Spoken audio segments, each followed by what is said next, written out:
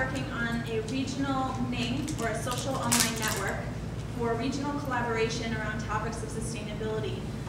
We have a rapid prototype, and we are working on stakeholder engagement by engaging with people in the local area who might be interested in joining a network and connecting with people in other Great Lakes post-industrial cities to collaborate around issues of sustainability, which we think would be really cool and a great resource for the region.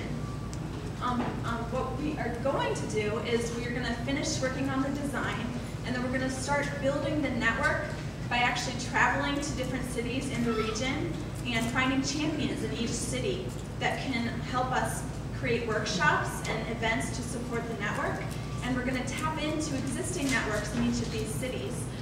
What we need to accomplish all this is we need funding to help build and support the network, and we need people to populate the network, and we need input from people like you who can tell us what you want in a social network, what you're looking for in order to collaborate around projects related to sustainability.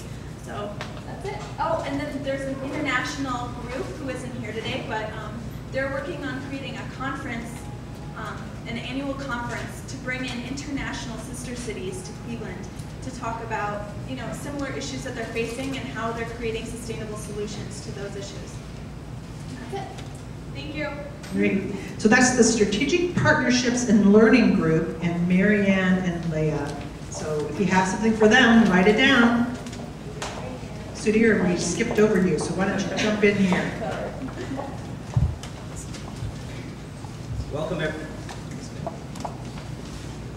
Welcome everybody. I'm with the Social Entrepreneurship in the Urban Core group from the summit. And just to, a good place to start would be to just clearly explain what social entrepreneurship is. Short and simple, social entrepreneurship is about enterprise models that do good and do well simultaneously.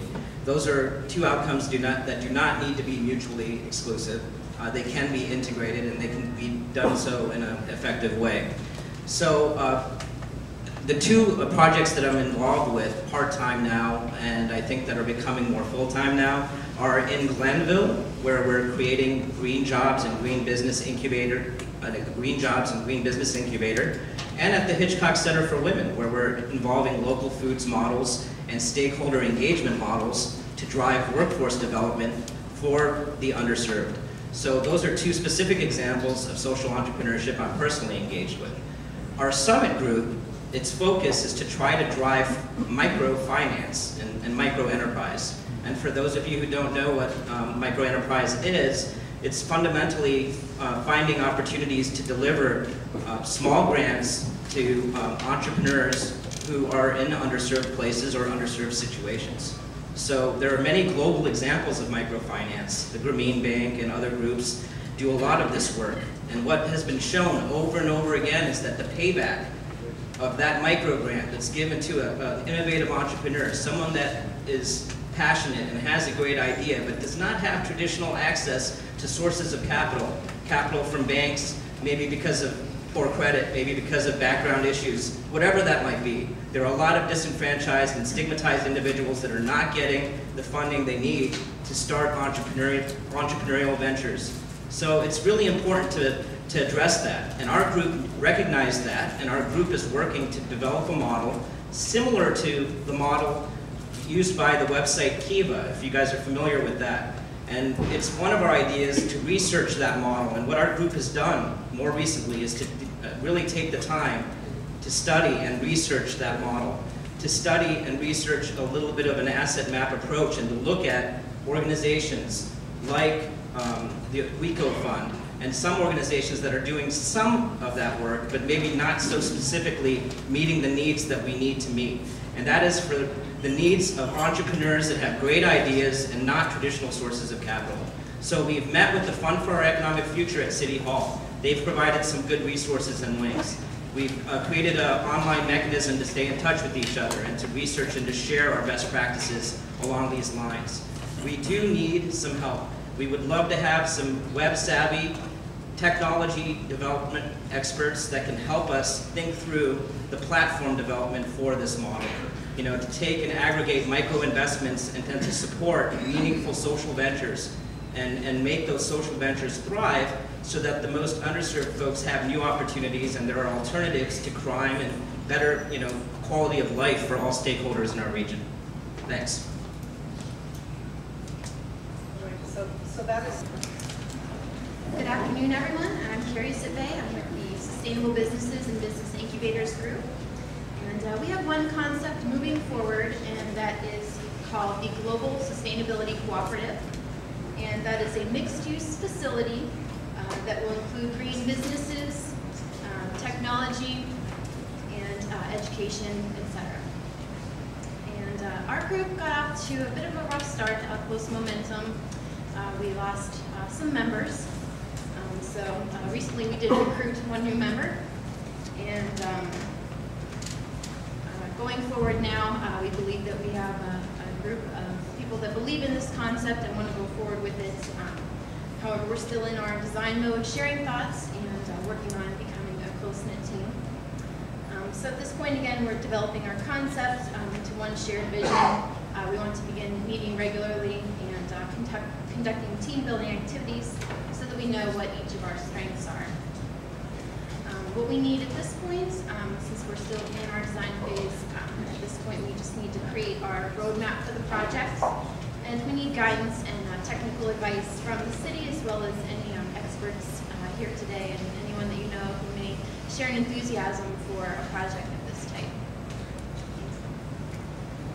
All right. Started out pretty much wrapped around some of the ideas that came out of Reimagining Cleveland study, and so we're following on with that. Right now, the main project we're moving forward with is involving community engagement on realizing what will come out of the next phase of Reimagining Cleveland 2.0, we call it.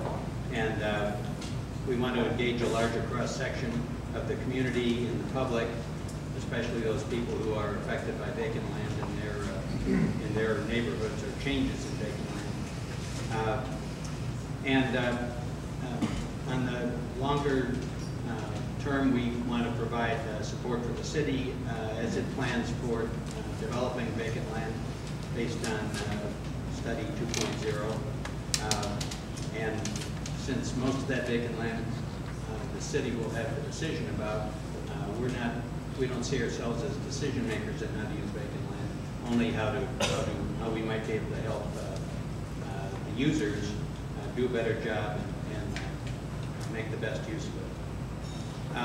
And we want to coordinate with all the other groups that are going to need vacant land, whether it's for energy production or farming, local food, water, green building, transportation. We didn't have transportation at that time. It's me. Oh, okay. And obviously the engaged 1.6 million group also. When I answered the questions for what we were going to talk about, I said we really need a way to get in touch with all the other coordinators from all the groups. Well, okay, we got it. Thank you. Took care of that right away. Like that. Personally, I'd like to see us move from the Ning site to something that lets us communicate better and post more information, progress, and so on. It was a good start, but I think we're going to have to get moved far beyond that.